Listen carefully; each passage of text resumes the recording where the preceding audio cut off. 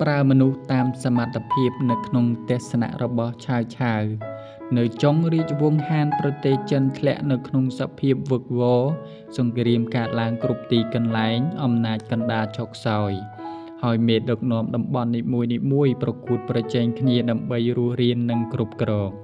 នៅក្នុងបរិបទដូចនេះឆាវឆាវបានបង្កើតទស្សនៈគ្រប់គ្រងមួយដែលខុសពីប្រពៃណីបុរាណនោះគឺ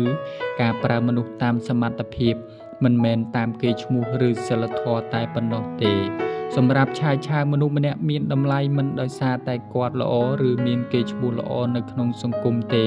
ប៉ុន្តែដោយសារតែអ្វីដែលគាត់អាចធ្វើឲ្យរត់បានគាត់យល់ថានៅសម័យសង្គមសុខសាន្តអាចលើកដង្កើងគុណធម៌ជាមូលដ្ឋានប៉ុន្តែនៅសម័យសង្គមវឹកវរបើគ្មានមនុស្សមានសមត្ថភាពរត់នឹងដួលរលំដូច្នេះសមត្ថភាពអាចក្លាយទៅជាកត្តាសំខាន់ជាងគេនៅក្នុងការជ្រើសរើសមនុស្សបម្រើការងារឆាវឆាវបានបំបែកយ៉ាងច្បាស់រវាងសមត្ថភាពនិងគុណធម៌គាត់មិនបដិសេធថាគុណធម៌មានតម្លៃទេប៉ុន្តែគាត់មិនអនុញ្ញាតឲ្យសិលធម៌មករារាំងការប្រើប្រាស់ទេពកោសល្យនៅក្នុងទស្សនៈរបស់គាត់មនុស្សល្អមិនប្រកាសថាអាចគ្រប់គ្រងបាន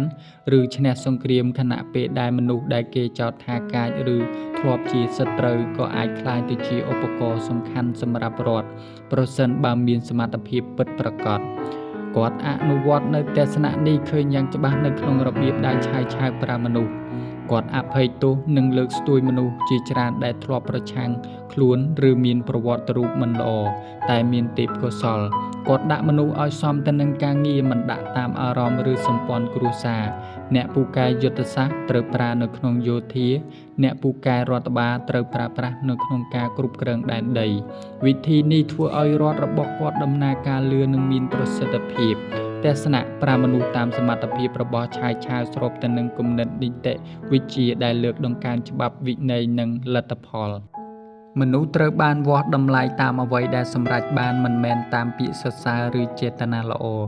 ទោះជាយ៉ាងណាក៏ដោយឆាវឆាវក៏ដឹងថាការប្រើមនុស្សដែលមានសមត្ថភាពតែខ្វះសិលធម៌អាចបង្កគ្រោះថ្នាក់បានដូច្នេះគាត់បានបំពេញដោយការប្រើច្បាប់និងវិន័យយ៉ាងតឹងរ៉ឹងដើម្បីគ្រប់គ្រងនិងទប់ស្កាត់អំណាចបុគ្គលសរុបមកទស្សនៈប្រើមនុស្សតាមសមត្ថភាពគឺជាគន្លឹះសំខាន់នៃភាពជោគជ័យរបស់ឆាវឆាវវាបានបង្ហាញថាគាត់ជាមេដឹកនាំបែបជាក់ស្ដែងដែលយល់ច្បាស់អំពីធម្មជាតិមនុស្សនិងស្ថានភាពសង្គមទោះបីជានៅក្នុងសាមកុកឆាវឆាវត្រូវបានគេគូររូបជាតួអវិជ្ជមានក៏ដោយប៉ុន្តែពីមុនទស្សនវិជ្ជានយោបាយគំនិតរបស់គាត់បានបង្ហាញថានៅសម័យសង្គមវឹកវរសមត្ថភាពនិងការអនុវត្តជាក់ស្ដែងគឺជាមូលដ្ឋានសំខាន់បំផុតសម្រាប់ការរក្សារដ្ឋឲ្យរស់រាន